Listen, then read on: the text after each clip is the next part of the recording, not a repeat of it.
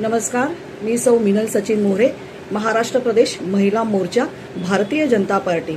आत्ताच मगाशी एक बातमी व्हॉट्सअपला फिरत होती।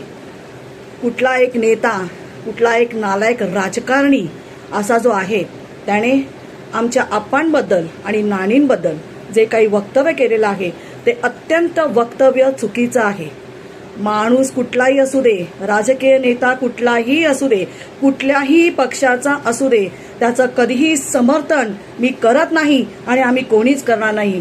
आज नवरात्र आहे, घट बसलेले आहे। एका महिलेचा अपमान करणाऱ्या माणसाला, त्या व्यक्तीला लाज वाटली पाहिजे। एका महिलेच्या मातृत्वावर शंका निर्माण करणाऱ्या त्या नालायक माणसाला लाज वाटली पाहिजे।